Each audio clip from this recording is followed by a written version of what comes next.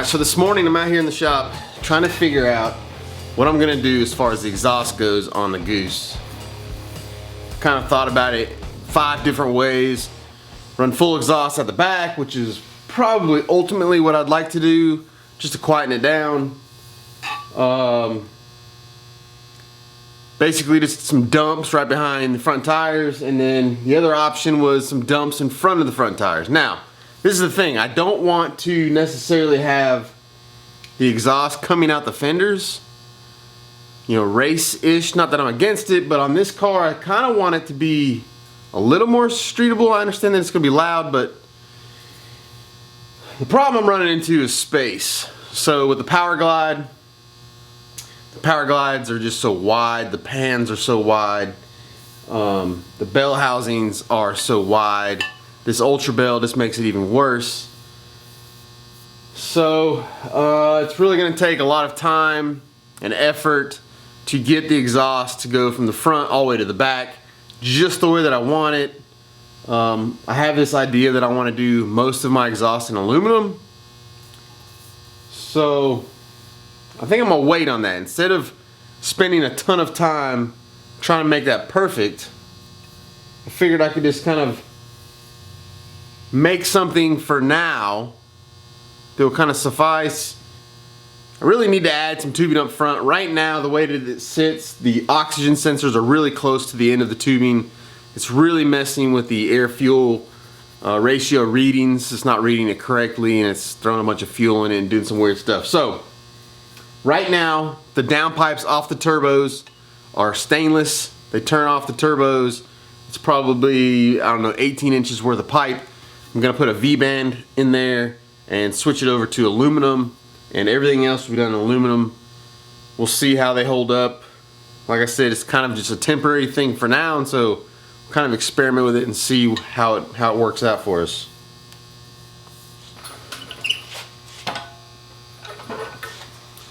All this aluminum that I have is just aluminum from Intercooler piping kits. You can get these things on eBay for like $100. This is all 3-inch stuff. Most of the kits come with like 2 U-bends, 2 90-degree bends, 2 45s, and 2 straight pieces. So it's just straight pieces there.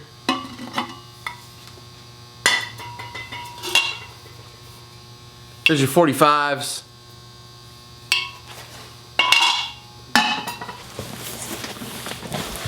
It's pretty much right there what one of your kits would look like. The 2 U-bends, the straight pieces, and this particular kit has 90-degree couplings. So they also come with T-bolt clamps. It's actually a pretty good deal, especially if you're building your own intercooler piping for, you know, street car. You don't need nothing really big. You can get them up to 3-inch. I don't think you can get 3.5. I know you can get 2.5, but anyway, I tend to buy these kits every once in a while. Just kind of put the parts back that I don't use.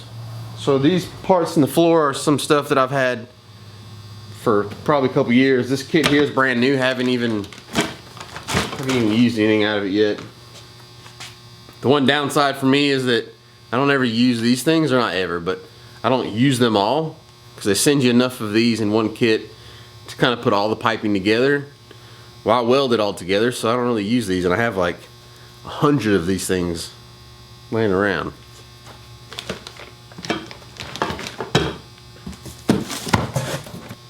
Alright, enough BS.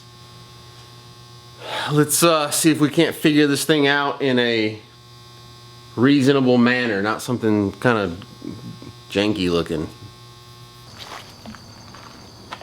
As you can see, I got the front clip on the Goose. I think, I don't know that I showed this on videos. I know that I've showed it in some social media. And, I mean, it's just temporarily on there. I got some work I need to do still on that thing. Don't even know what I'm going to do with the hood, because the hood doesn't really fit that well. But I did want to ask you guys, though, what do you think? What's your preference? The lenses on it? Or just straight up old school 4-eye? Regular 4-eye, I'll take these pieces off. Or the lenses on them.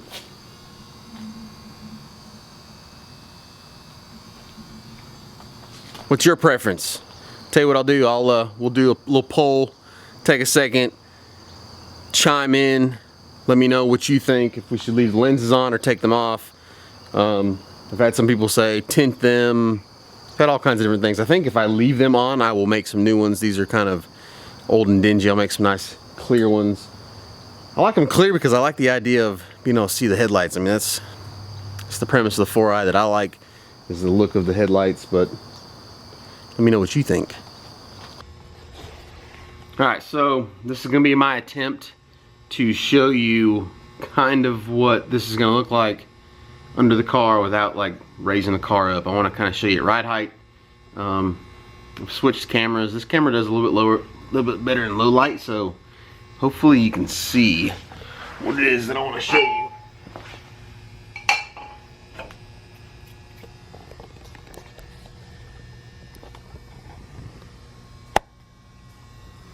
So obviously there's the tire, the wheel, there's the fender.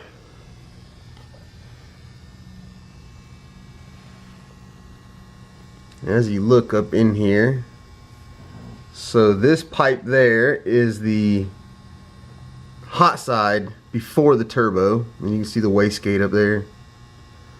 Well, just behind the wastegate right here is the downpipe.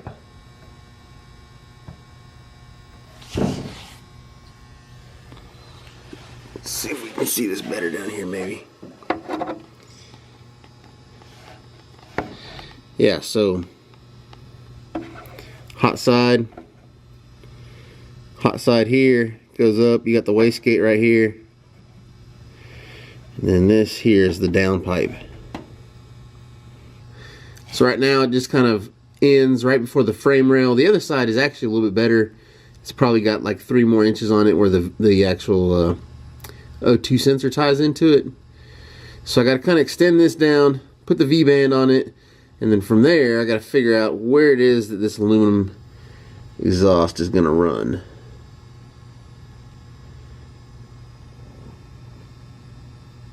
What I'm thinking is that it's going to be one of these numbers here where it just kind of,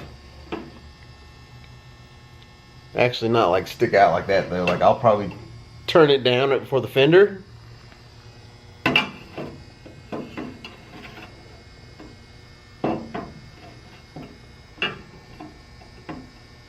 I don't know. I guess we'll figure it out. I hate this kind of stuff because up to this point I had a really good game plan on the entire build. Now I'm down to like the last little tiny nitty-gritty things, and I don't really have any good options.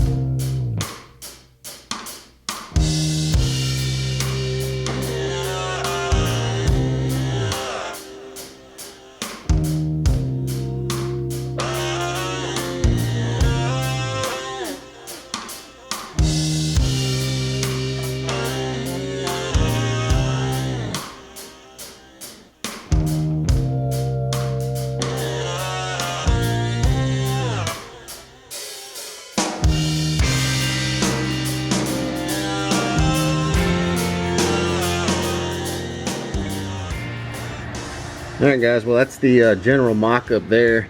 This tube will probably come out further, and then what I'll do is I'll come in here and like cut it like that, so you can't really see it.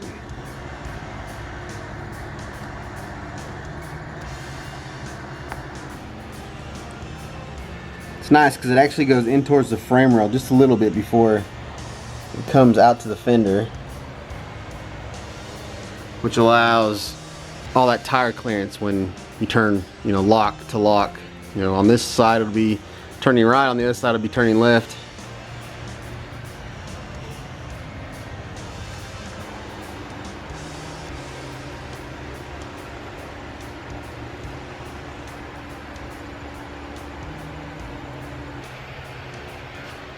Well, that's pretty much it for today's video. A lot of work, a lot of time.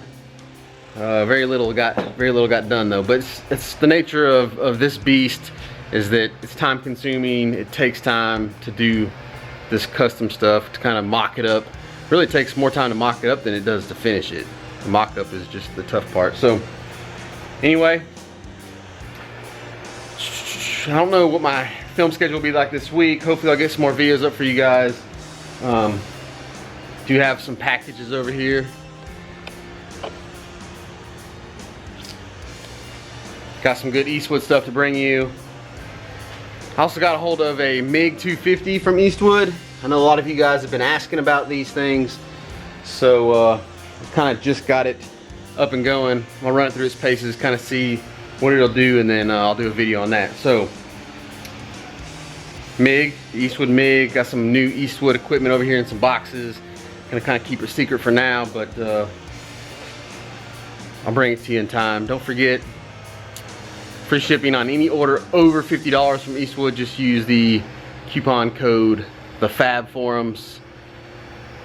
They give it to us, so I want to make sure you guys know about it so you can use it.